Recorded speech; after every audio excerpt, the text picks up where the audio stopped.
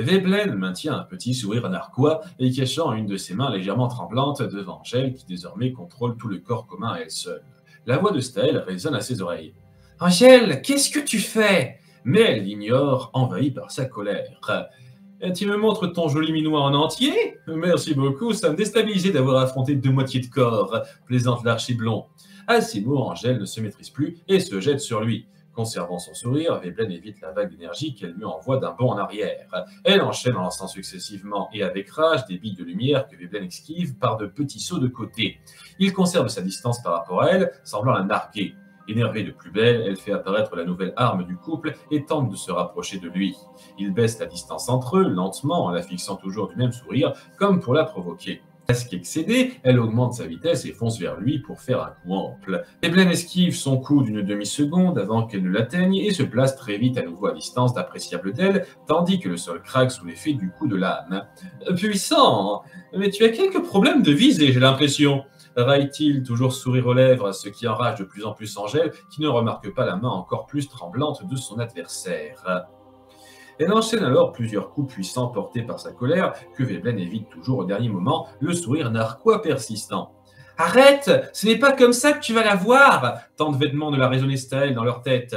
Après un grand nombre de coups, Angèle fait une pause. Veblen en profite pour jeter un coup d'œil à la pièce dévastée, sifflant de l'ampleur des dégâts. De toute façon, Baki comptait rénover cette salle, plaisante-t-il de nouveau. Je ne reviens pas que c'est moi qui ai à te dire ça, mais essaye un peu de réfléchir. Tu as bien vu qu'il ne s'est pas encore servi d'une seule de ses armes. Il veut t'épuiser le plus possible en utilisant ta colère envers lui. Je me fiche complètement de ton analyse psychologique. Rétorque-t-elle rapidement. C'est à moi que tu parles? Ah non, tu dois parler à l'esprit de ton petit copain. Hurle-t-elle à Veblen avant de repartir à l'assaut. Elle enchaîne de nouveau des coups amples dans le vide que Veblen évite encore, la narguant de quelques centimètres. De plus en plus agacée, elle porte un puissant coup droit, esquivé toujours aussi facilement, puis elle trébuche sous la puissance de cette attaque manquée. L'archer rit d'elle alors qu'elle est à genoux à terre. Espèce de... Sa colère fait alors place à l'étonnement. En effet, elle remarque enfin le bras flageolant de Veblen. Tu trembles? Flashback. Guidé par Ennery, Veblen s'approchait d'une base de Baki qu'il découvrait pour la première fois. Les effluves de mort autour de la crypte centrale lui piquaient les narines et lui rendaient la place peu accueillante. Quel est cet endroit? Demanda-t-il, peu emballé. L'endroit où Prince Baki veut que tu fasses tes preuves. Veblen commença à tousser. Henry lui envoya alors, grossièrement, un pot en terre contenant une pâte bizarre. Tu ferais mieux de t'appliquer cet onguent sur le visage si tu ne veux pas mourir dans les minutes qui viennent. Nous, les démons, sommes immunisés contre cette fumée. Ce n'est pas votre cas, à vous, les humains. Dit-il, le ton presque méprisant. Pourquoi dois-je me coltiner la défense de ce coin perdu? Mes compétences peuvent être nettement plus utiles. Se plaignait l'archer, hésitant à étaler cette mixture peu ragoûtante sur sa peau, juste avant que le démon le saisisse violemment par le col. Écoute, Veblen, c'est ça? C'est pas parce que tu as réussi à piéger mon idiot de frère que tu peux t'estimer à un pied d'égalité avec moi, c'est clair? Tu n'as pas répondu à ma question. Insista-t-il, restant quasi imperturbable. Les deux se fixèrent un instant, le regard froid. Bien qu'agacé par l'attitude suffisante de cet humain et sa besogne à se croire au même niveau que lui, Henry se retint de le frapper et le lâcha pour lui dire ce qu'il souhaitait. Prince Baki aime bien faire des tests. Si tu veux réellement combattre pour lui, tu n'as pas d'autre choix que de te plier à ce test-là. Compris? Pourquoi ne pas l'avoir dit tout de suite? Irrité et contenant son impatience, le démon s'éloigna, laissant seul Veblen en train de s'appliquer, un peu écœuré, l'onguent qu'on lui a passé. Dans ce cimetière que seuls quelques monstres de Baki habitaient, il observait les alentours sans vie de son futur de l'instant. Tu es l'élite. Surmonter ça n'est rien. Se dit-il à lui-même pour s'encourager. Veblen, en légère sueur, voit le visage interrogé de la fille qui désire sa peau et prend un temps pour lui répondre. C'est l'excitation de pouvoir faire souffrir davantage la fille après avoir tué le père, finit-il par balancer le sourire malsain. De nouveau énervée, elle fonce encore sur lui sans plus de jugeote qu'avant, mais elle se voit alors comme stoppée dans son élan. En effet, Staël essaye de prendre le contrôle du bras tenant l'arme avec un demi-succès. Qu'est-ce que tu fais, Staël? Puisque tu ne veux pas te calmer, je vais essayer de t'y contraindre. Laisse-moi, il faut que je... Au même moment, le bras à moitié contrôlé par Staël se pivotait l'arme de manière à bloquer un tir de flèche qui allait atteindre le visage de la jeune fille.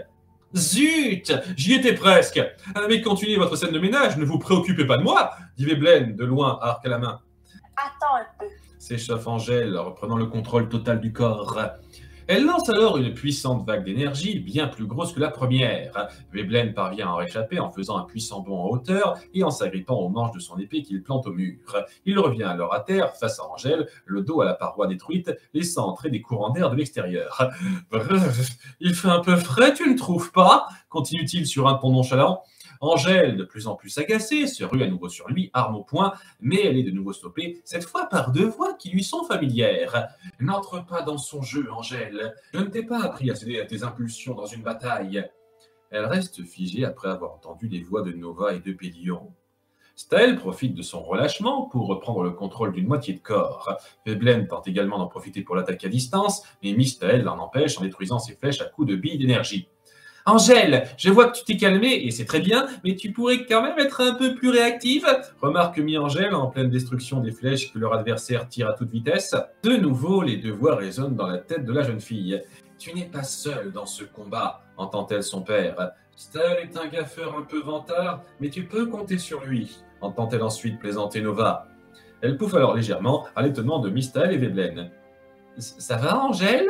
S'inquiète un peu le garçon. Ça va, Staël. Désolée, j'étais aveuglée par ma colère et je me suis mal comportée avec toi. Sourit-elle. Ça doit être la première fois qu'on me demande pardon. C'est assez grisant.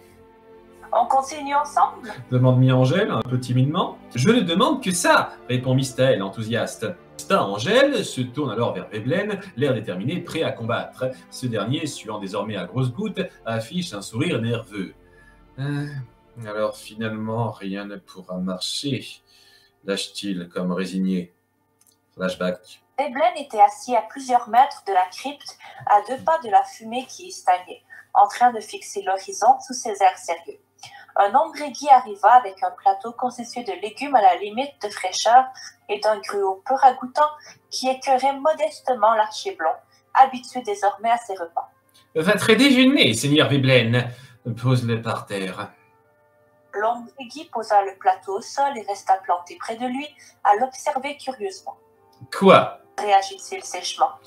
Cela fait presque un an que je vous apporte vos repas, et une question me trotte dans la tête depuis quelque temps. Laquelle? Vous ne semblez pas heureux d'être ici et vous n'avez aucune obligation.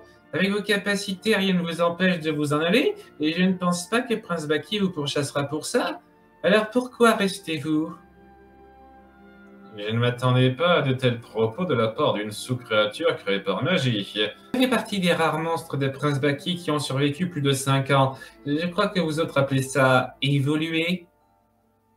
Tu sais, c'est une situation temporaire. Bientôt ton prince va venir me sortir de ce trou à rats. Je sais juste être patient.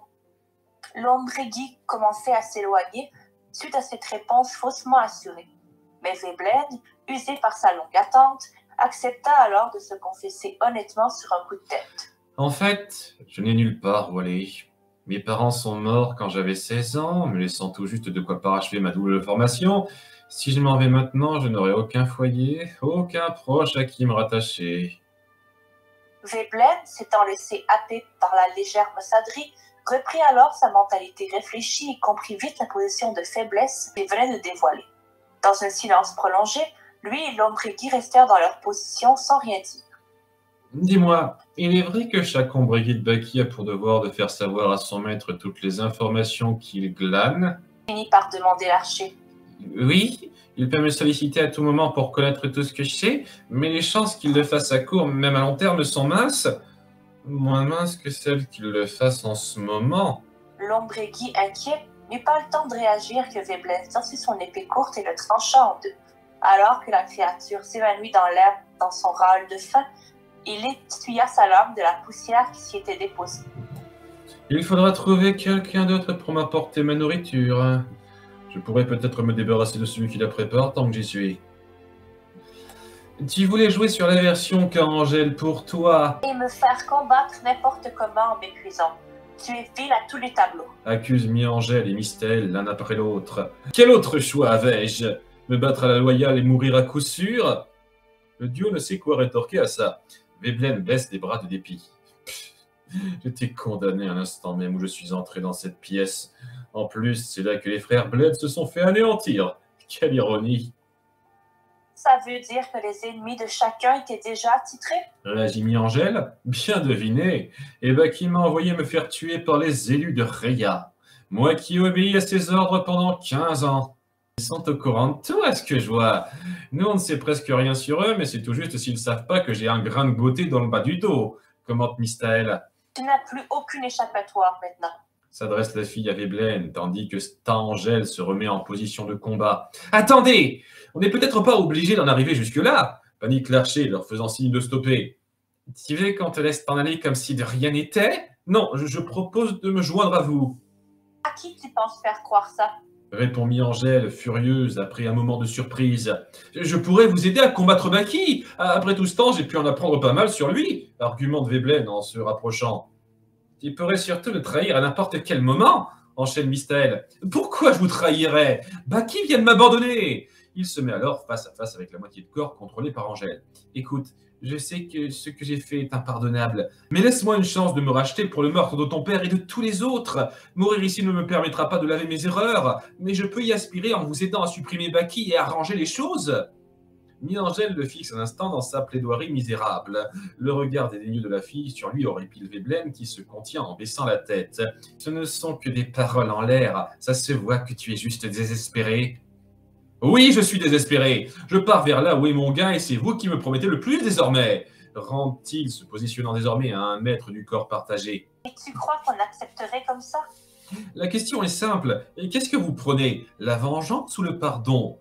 Vous êtes le camp du bien, je me trompe? Suite à cette déclaration énergique, Mistaël se trouve perplexe et même Mi-Angèle finit par avoir un petit temps d'hésitation. Veblen, leur cachant de nouveau son visage, sourit alors. Profitant de leur doute et inattention, il dégaine sa lame précipitamment pour trancher la tête du duo. Mais grâce à ses réflexes, Stangel parvient par un bond en arrière à éviter le gros du coup. La joue d'Angèle n'échappant pas à une coupure. Elle reprend alors l'air énervé qu'elle a affiché durant tout le combat, cette fois sans prendre le contrôle total du corps, Mi-Angèle est lui aussi remonté. Veblen, fulmine-t-elle. Et tu croyais sérieusement que j'aurais rejoint un groupe de votre envergure? Un groupe dans lequel je n'obtiendrai jamais le statut qui me revient? Je préfère mourir plutôt que servir de sous-fifre à 2 gamins de bas régime. C'est un peu vexant, là, se dit Mistaël. ton souhait va être exaucé. Tu vas mourir ici et maintenant. Poursuit Mi-Angèle. J'aurais dû vous tuer quand j'en ai eu l'occasion, lance Veblen. Le duo se jette alors sur lui. Veblen tente de l'arrêter à coups de flèche, mais Stangel les bloque avec son bâton glaive. Le corps partagé arrivant en face de lui, il les attaque avec son glaive qui est bloqué par l'arme en question, puis Stangel détruit promptement l'épée d'un rayon d'énergie. L'archer court pour s'éloigner, mais il est suivi de très près. Il prend alors une flèche de sa main et la lance à bout portant vers son adversaire qui se stoppe pour l'attraper. Veblen se poste ensuite face à un mur et tire à nouveau une nuée de flèches vers son ennemi et envoie alors plusieurs rayons d'énergie dans sa direction, détruisant tous ses projectiles. Veblen saute sur le côté pour éviter les rayons, seulement il n'a pas vu que l'autre bras de Stangel a renvoyé avec vigueur la flèche qu'il a attrapée plus tôt. Cette flèche atteint le bas du torse de Veblen, qui s'effondre par terre, blessé, tandis que le mur derrière, touché par les tirs de lumière, s'effondre et qu'une partie des pierres tombées lui écrase les jambes. Il pousse un cri de douleur, le duo s'approche lentement de lui. J'ai remarqué que tu sautais bien plus souvent à droite quand je t'ai envoyé des boules lumineuses. Constate Mi-Angèle. Les 2 enfants, de leur regard partagé, fixent avec mépris le corps meurtri du meurtrier, qui ne fait désormais attention à rien d'autre que la douleur intenable qu'il endure et la vie qui s'échappe très lentement de son corps. Je souffre. J'ai froid. Lâche-t-il faiblement, regard en l'air. Si on ne l'achève pas, il devrait mettre un moment à mourir. Qu'est-ce qu'on fait, Angèle? Demande Mistaël. Allons-y, Répond-elle froidement. Et Stangel quitte la pièce, laissant seul un Veblen à l'agonie. Flashback. Disons simplement que je m'apprête à assister à la fin de votre petite compétition. sourit Baki alors que ses 4 généraux restants attendaient cette directive pour accueillir le groupe de héros prêts à revenir à l'assaut. Que voulez-vous dire, Seigneur? Demanda Molina. Et chacun de vous devra combattre un de nos visiteurs. Ceux qui gagneront leur duel m'auront prouvé leur valeur. Quant aux autres... Devant l'implacabilité de leur maître, Veblen déglutit légèrement. Molina trépigna et Lek s'inquiéta, tandis que Plorias jouait les détachés. Bien entendu, c'est moi qui vais choisir vos adversaires. Molina, tu combattras Lorniel. Posa-t-il, faisant presque s'irradier le visage de la démone. Merci, Prince Baki. Je vais me préparer de spa, acquiesça-t-elle, sourire vengeur aux lèvres avant de quitter la salle à grands pas. Lek, j'aimerais que tu te charges de la femme qui était proche de leur ancien chef. Semnia, mais essaierais-tu de contester mes ordres? Non, maître. Concéda-t-il en s'en allant, à démarche peu sûre, ne voyant pas le petit sourire en coin du prince démon, qui l'observait s'éloigner. Le guérisseur et l'invocatrice étant très proches, Xenakis s'occupera d'elle. La dernière femme te revient, Plorias. Une simple guerrière. Elle aura au moins sa place dans ma collection, vu le niveau qu'elle m'a montré aujourd'hui. Dit-il un peu blasé, quittant la pièce à son tour. Bon, il ne reste plus rien pour moi. Sembla constater Veblen. Au contraire, il te reste le plus gros morceau. Tu vas combattre les enfants qui ont reçu le pouvoir de lumière. Ordonna alors Baki, donnant à l'archer une mine déconfite. Vous plaisantez, Seigneur. Vous nous avez dit vous-même que le pouvoir qu'ils ont acquis les mettait à votre niveau. Comment pourrais-je les vaincre? Blêmit-il. Considère ceci comme ta punition. Ma punition? Je me souviens bien des derniers rapports que tu m'as rendus. À la ville de Prémora et dans la forêt au sud-est, tu as eu l'occasion de te débarrasser de chacun d'eux, mais tu ne l'as pas fait. À cause de ton arrogance, il y a maintenant une personne de ce monde qui peut représenter une réelle menace pour moi. À moins que ce ne soit ta nature humaine qui t'ait empêché de les tuer. Veblen se retrouvait quoi face à une autorité aussi inflexible? Commençant à trembler, la peur l'atteignant, il ne put que plaider pitoyablement. Votre grâce, Balbutiait-il. combat-les! Et si par miracle tu parvenais à gagner, alors tu seras racheté à mes yeux. Sinon, il vaudra mieux pour toi que je ne te revoie plus. Baki détourna sèchement son regard de l'archer blond, lui indiquant la sortie.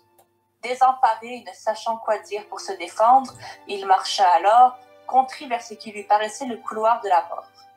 Sous les décombres qui l'estropient et le vide de son sang, Veblen essaye dérisoirement de s'accrocher aux soupçons de vie qui lui restent. Grattant le sol de son bras pour essayer de ramper, luttant en vain contre le poids des pierres qui l'écrasent, il ne peut s'empêcher de pleurer dans son état pathétique. « Je ne veux pas mourir. » Dans un couloir de pierre, Lorniel se dépêche d'avancer. Il se tient le bras blessé, un brin d'inquiétude dans le regard. Gaëla arpente un autre couloir, titubante, le bras s'adossant à une paroi. Elle se force à avancer malgré sa grave blessure à la côte qui tache sa tunique de sang, souffrant visiblement le martyre en silence. Océane marche de son côté d'un pas ferme. Une fois une bonne distance parcourue, elle s'arrête brusquement et se pose à un mur pour se mettre à pleurer abondamment. « Rokan » sanglote-t-elle. Semnia longe quant à elle un couloir accoudé à Lek. Elle aide celui-ci à marcher, sa jambe étant complètement démise suite à leur combat. « Pourquoi m'aides-tu » questionne-t-il légèrement décontenancé. « Les autres doivent entendre ce que tu m'as raconté. » répond-elle. Rampant dans sa salle, Xenakis, revêtant l'apparence de Rokan, soigne lentement les blessures infligées par Océane. Sta-Angèle, pour finir, court le long de son couloir, pressé d'arriver au bout, alors que la blessure sur le demi-visage d'Angèle commence à se résorber d'elle-même. L'endroit où les frères Blade ont combattu. C'est bien là que Baki a appliqué sa magie pour que les morts puissent interagir un bref instant dans notre monde? Demande-t-elle. Et c'est bien ce que les autres nous ont expliqué. Pourquoi? Ça peut sembler idiot, mais quand j'étais déchaînée contre Veblen, il m'a semblé entendre mon père et Nova. Ça n'est pas idiot. Quoi que réserve la mort, qu'est-ce qu'ils auraient de mieux à faire que s'occuper de toi? Sourit Mistaël. Merci, Staël. Sourit-elle à son tour. Le duo aperçoit la fin de leur couloir, d'où la lumière du jour sort. Il mène à un sol circulaire suspendu à ciel ouvert, plus spacieux encore que celui où le groupe a combattu Baki pour la première fois. Sta-Angèle remarque 4 autres entrées pour y parvenir en plus de la sienne, mais voit surtout un autre enfant d'apparence à quelques dizaines de mètres devant eux. Baki tournant le dos, presque comme pour savourer cet instant. « Tu es le premier arrivé. Bienvenue !» sourit-il, faussement accueillant, se retournant vers le corps partagé.